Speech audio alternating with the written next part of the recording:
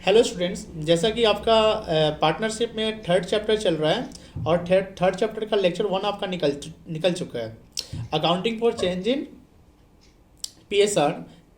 Okay, तो change in PSR के बारे में हमको सीखना है कि, और उसमें एक टॉपिक था आपका accounting treatment of goodwill. Accounting treatment goodwill में आपने दो ट्रीटमेंट सेपरेट सीखा। सेपरेट इन द सेंस कि एक तो कि जो गुडविल बैलेंस शीट में मौजूद होता है तो उसको हम राइट ऑफ करते हैं partners capital to goodwill account. एक गुडविल जिसका रीवैल्यूएशन होता है या वैल्यूएशन होता है या सेल्फ जनरेट होता है या बैलेंस शीट के बाहर होता है तो उस गुडविल का हम एडजस्टमेंट करते हैं गेनिंग पार्टनर्स कैपिटल और current account debit to sacrificing partners capital और करेंट अकाउंट। इसी दोनों के बीच में एक और सिचुएशन आ रहा है कि कभी कभी ये भी बोल सकता है कि पार्टनरशिप में जैसे रेशियो चेंज हुआ और रेशियो चेंज हुआ तो पार्टनर डिसाइड करता है, एक गुडविल का वैल्यूएशन होता है, उस गुडविल का अकाउंटिंग एंट्री पास कर दो, गुडविल को रेज करके उसको फिर राइट ऑफ करके।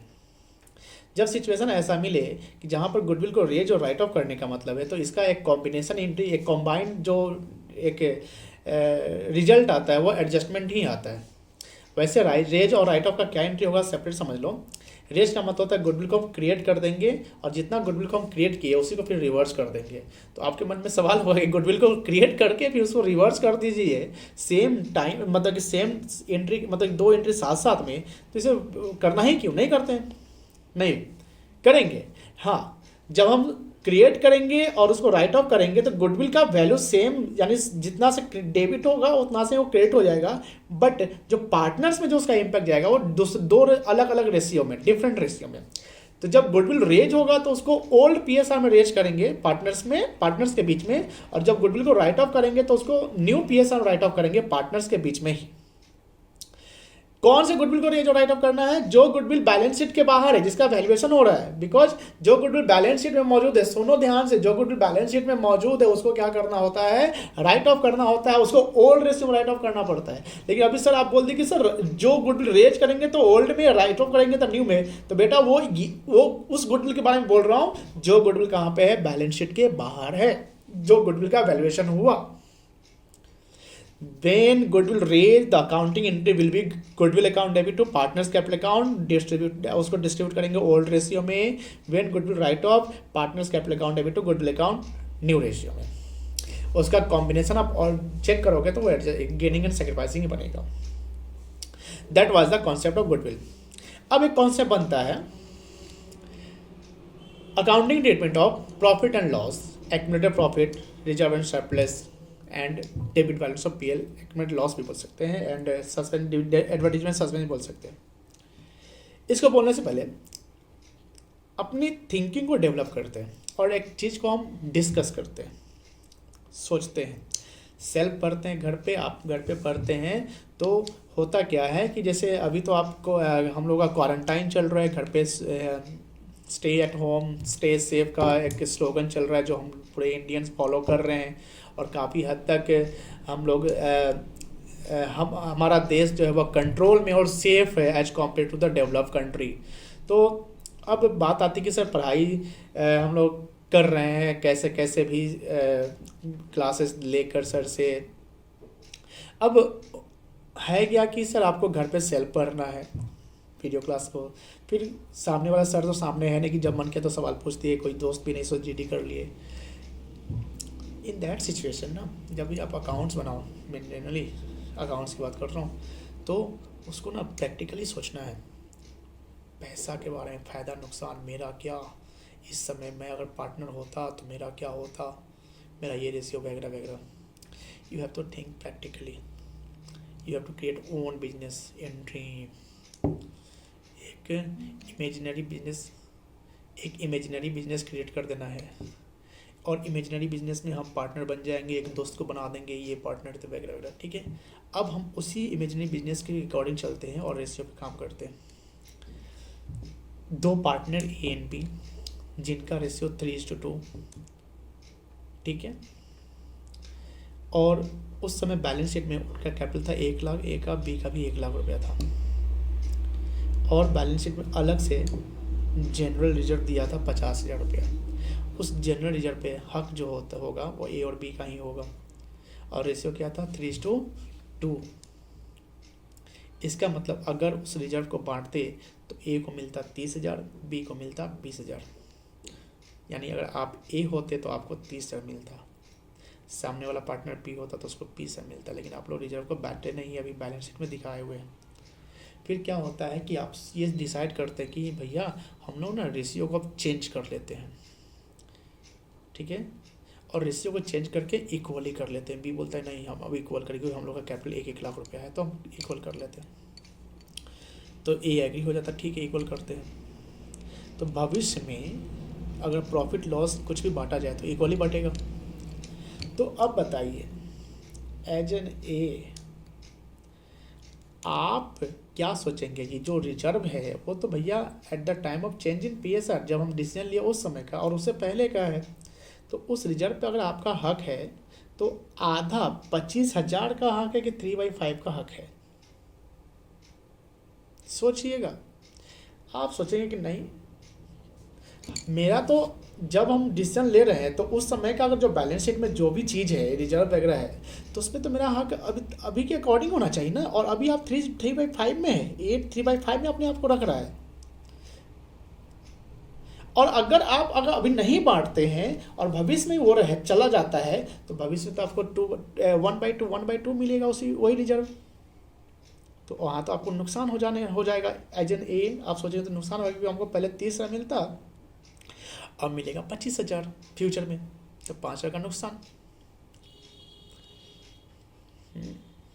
आपने सोच लिया, आपने अपना फ़ायदा नुकसान देख लिया, अकाउंट्स के स्टूडेंट ना कॉमर्स। अब यहाँ पर 2 सिचुएशन बन रहा है, उसी प्रकार अब अकाउंटिंग ट्रीटमेंट 2 बनेगा। अब आप सोचो, अब कॉन्सेप्ट पे आता हूँ। Accounting treatment of profit loss का कॉन्सेप्ट चल रहा है, यानी जब ऐसा सिचुएशन हो कि at the time of change in PSR if there is any balance of reserve and surplus, profit loss, advertisement suspense, then that accounting treatment will be made in 2 way. उसका 2 तरीका होगा बांटने का। एक क्या होगा कि उसी को जो रिजर्व एंड सरप्लस जो भी रिजर्व है प्रॉफिट लॉस है आइदर डेबिट या क्रेडिट, उसको हम क्या करेंगे राइट ऑफ करेंगे, डिस्ट्रीब्यूट करेंगे, बांट लेंगे। तो जब हम बांटने की बात करेंगे तो ओल्ड रेशियो में बांटेंगे। दूसरा सिचुएशन बनेगा कि ना हम बांटते नहीं, हम उसको कंटिन्यू करते हैं। तो जब कंटिन्यू करने की बात होगी तो यहाँ पर फ़ायदे नुकसान यानी नेट फ़ायदे नुकसान पार्टनर्स के बीच में देखा जाएगा, और उसके सिचुएशन में हम उस रिजर्व एंड सरप्लस का एडजस्टिंग एंट्री पास करेंगे, यानी वो रिजर्व एंड सरप्लस एडजस्ट होगा किसमें, ओनली बिटवीन द पार्टनर्स, यानी किसी पार्टनर्स कैपिटल बढ़ेगा और किसी पार्टनर्स कैपिटल घटेगा। ठीक है, जब भी एडजस्टमेंट होगा एडजस्टमेंट एंट्री, तो वहाँ पर पार्टनर्स का कैपिटल चेंज होगा और अकाउंटिंग हेड सब सेम रहेगा। तो जब कंटिन्यू करना है नहीं बांटना है तो उस समय क्या होगा, रिजर्व एंड सरप्लस का एक सेम अकाउंटिंग हेड रहेगा, सिर्फ गेनिंग पार्टनर्स और सेक्रीफाइसिंग पार्टनर बढ़ जाएगा। ठीक है, 2 सिचुएशन हो गया। तो जब बांटने की बात आएगी, यानी what will be the accounting entry eight the time of distribution of profit, तो एंट्री आप कोई भी जो reserve and surplus profit loss हो तो क्रेडिट बैलेंस होता है, तो उसको राइट ऑफ करने के लिए उसको डेबिट करना पड़ेगा। उस केस में एंट्री होगा reserve account debit, general reserve account debit, profit loss account debit, any types of reserve account debit to partners capital account बांटने के समय में, और उसको बांटेंगे ओल्ड रेशियो में। ठीक है, अगर लॉस है प्रॉफिट लॉस का डेबिट बैलेंस है तो उसका एंट्री होगा partners capital account debit to PL account. लेकिन पार्टनर को कंटिन्यू करता है तो उसका एंट्री होगा, यानी जब डिस्ट्रीब्यूट नहीं करना है रिवाइज बैलेंस शीट में दिखाना है तो उसमें अकाउंटिंग एंट्री पास होगा gaining partners capital account debit to sacrificing partners capital account, और उस समय गेनिंग और सैक्रिफाइसिंग रेशियो बांटेंगे। अब गेनिंग सैक्रिफाइस में कितना बटेगा, तो मैंने आपको अभी 5,000 का डिफरेंस दिखा, 30,000 पहले मिला था 25,000 बाद में, तो 5,000 से एंट्री होगा नेट इफेक्ट। सर 5,000 ऐसे ही निकालेंगे क्या, आप दूसरा तरीके से निकाल सकते हैं, गेनिंग रेशियो निकालेंगे, सैक्रिफाइसिंग रेशियो निकालेंगे और 30,000 इंटू गेनिंग 50,000 जो आया 50,000 इंटू गेनिंग सैक्रिफाइसिंग रेशियो निकालेंगे, यानी जो amount of goodwill reserve and surplus है into gaining ratio into sacrificing ratio कर लेंगे।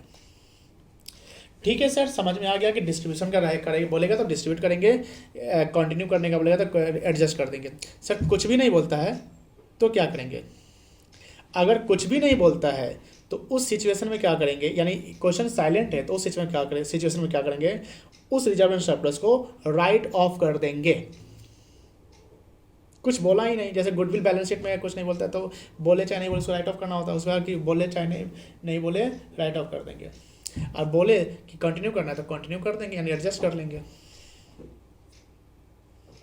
ठीक है, दैट इज द एंट्री, कोई दिक्कत नहीं है। अब यही आपके नोट्स में मेंशन्ड है, मैं इसको थोड़ा सा रीड कर देता हूँ। If point number 3, if in the case of change in profit sharing ratio, the reserve and surplus and accumulated profit or loss appearing in the balance sheet में appear है, and the partner decide to leave, छोड़ना, रखना, the reserve undistributed, उसको undistributed रखना है, क्या करेंगे? छोड़ना है, नहीं डिस्ट्रीब्यूट करना है, क्या करेंगे? एडजस्ट करेंगे ना, किसमें? गेनिंग एंड सेक्रीफाइसिंग में। आगे बढ़िए। It is necessary to make the adjustment for the same, उसको हम क्या करेंगे? एडजस्टमेंट कर देंगे। कुछ एग्जाम्पल है आपके रिजर्व एंड सरप्लस के। एक है आपका जनरल रिजर्व, एक है प्रॉफिट लॉस। प्रॉफिट लॉस का दो बैलेंस होता है, क्रेडिट या डेबिट। अगर कुछ वहाँ नहीं मेंशन्ड है तो हम उसको क्रेडिट मानेंगे यानी फायदा, डेबिट मेंशन रहेगा तो उसको हम लॉस मानेंगे। वर्कमैन कॉम्पनसेशन रिजर्व, इसको हम वर्कमैन कॉम्पनसेशन फंड भी बोलते हैं, लिख लीजिएगा। इन्वेस्टमेंट फ्लक्चुएशन रिजर्व, इसका एक और नाम है इन्वेस्टमेंट फ्लक्चुएशन फंड।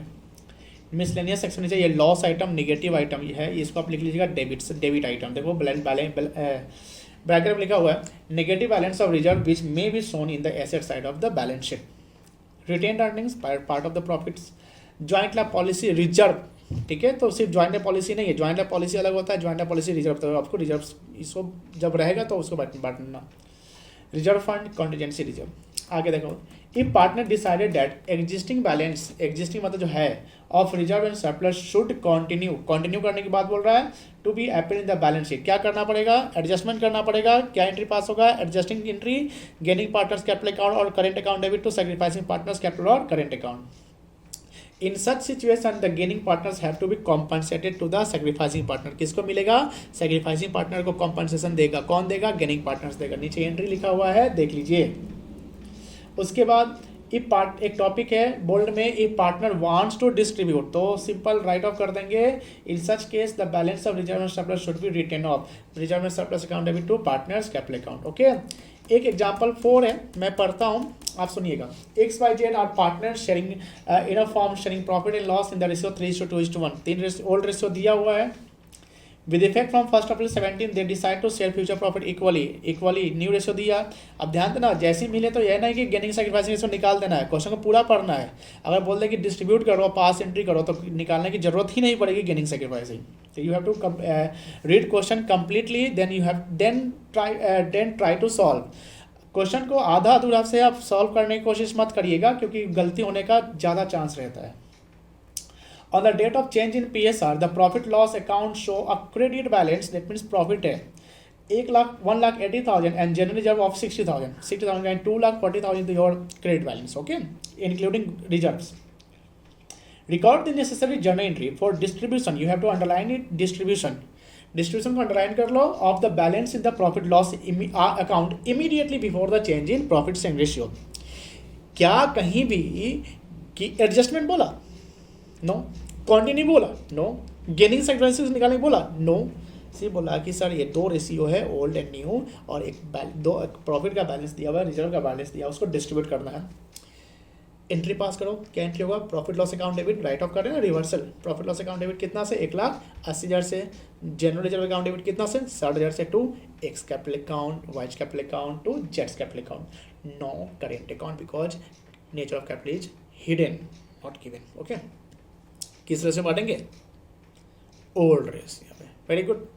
अब आइए एग्जाम्पल 5, एक और एग्जाम्पल है बुक में, मैं पढ़ रहा हूँ। अगर जिनके पास नोट्स नहीं है तो मेरी बात, जो मैं क्वेश्चन पढ़ रहा हूँ उसको आप सुनेंगे स्लो करके, और अपने आप अंडरस्टैंड करेगा। ट्राई कर सकते हो, उसको आप लिख भी ले, ठीक है। X and Y are partners in a firm, मैं इसका इमेज भी डाल दूंगा तो आप उसको वहाँ से भी देख सकते हैं।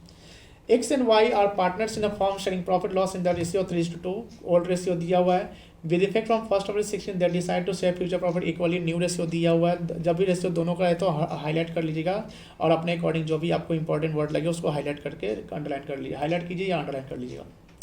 On the date of change in PSR the profit loss account show the debit balance. Oh my God, पहले एग्जाम्पल में क्रेडिट बैलेंस का प्रॉफिट था, यहाँ डेबिट बैलेंस है तो उसका रिवर्सल क्रेडिट करना पड़ेगा, यानी ये लॉस आइटम है, ठीक है। 1,50,000 record the necessary journal entry for the distribution profit loss account immediately. तो एंट्री क्या करोगे, partners capital account debit to profit loss. तो X account debit X capital account debit Y capital account debit to profit and loss account. इसको बांटेंगे हम 3:2 में, that is old ratio.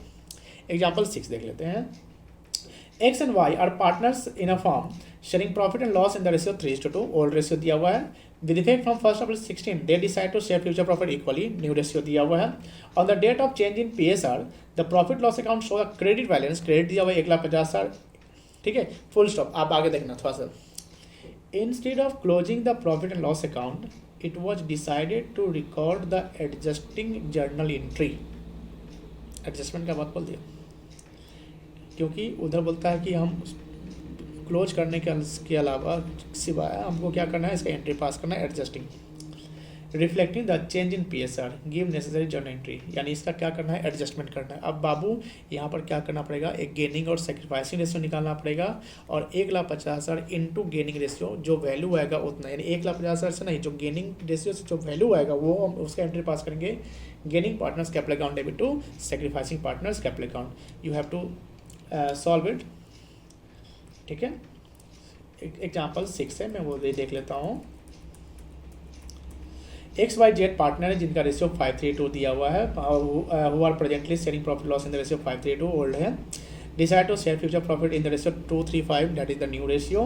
Give the journal entry to distribute dance workmen's compensation reserve 1,20,000 at the time of change in PSR when there is a claim of 80,000 against it. थोड़ा सा little bit techniques है।